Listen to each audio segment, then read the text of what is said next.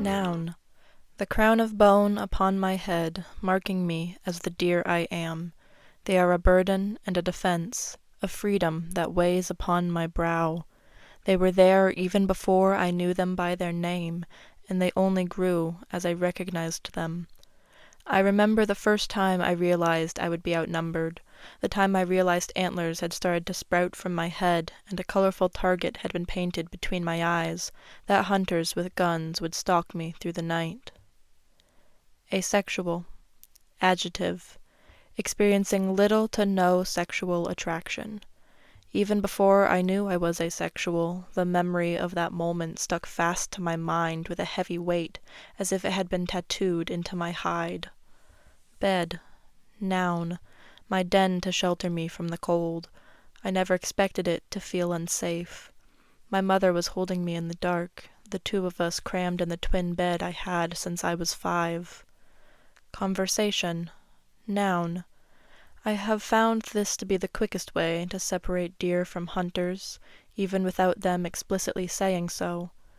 While I have little idea what led us there in conversation, I remember we were talking about my best friend, who we raised in our house, who was practically my sister, coming out to me, and, via the grapevine that is parenthood, my mother found out as well.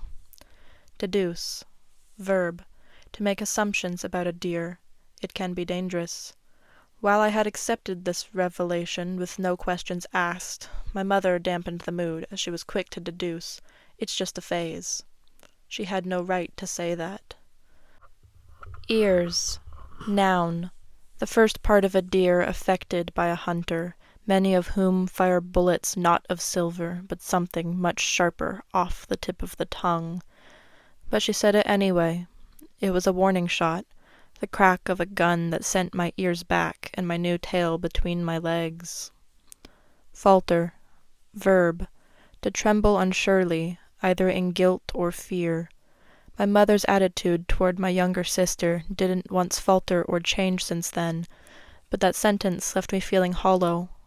"Would you still love me if I was gay?" I asked, testing the waters. Fawn. Noun. A young deer, often one who does not even know they are a deer.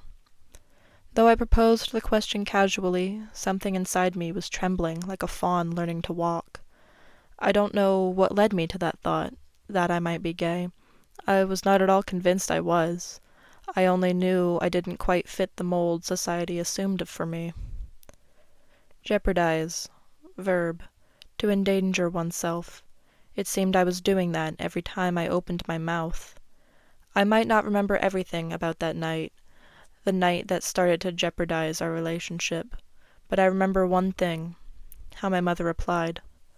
"Well, I know you aren't," she had said. Licorice. Noun. A black candy, sticky, sickly, the way I felt when I realized the mother I thought I knew was gone, that I was not lying next to a protector, but a hunter. She stated it like it was a fact, like if I asked her if my hair was licorice black, and she felt the need to remind me that I was a beach blonde. Mother. Noun. A hunter whose level of threat is hard to understand. She promises she's no hunter, but she holds a gun to my chest and assures there's no bullets in it. She doesn't understand, dear. My mother said nothing to truly answer the question, just something about me once claiming to have a crush on a boy when I was maybe 6 years old. Muzzle. Noun. The mouth of a deer. The mouth of a gun. Like a hand clamped over my muzzle, I didn't have the heart or courage in that moment to tell her I had made that up. I had thought having a crush was nothing more than a person of the opposite gender you wanted to be friends with, or that everyone was obligated to have a crush, so I might as well have just claimed to have one. Many years later, after this fateful night, I would find the answer I had been looking for without knowing. I wasn't gay. I was asexual. Transform. Verb. What happens to us deer as our identities become apparent in their difference from hunters? It starts as unnoticeable, but it takes us over. You can't stop it, can't cover your fur with mud to blend in. It can't be fake or forged, and it's there without trying, just how those who aren't deer don't have to try. It is only ever complete once a deer accepts themselves as such. You would still love me no matter what, though, right?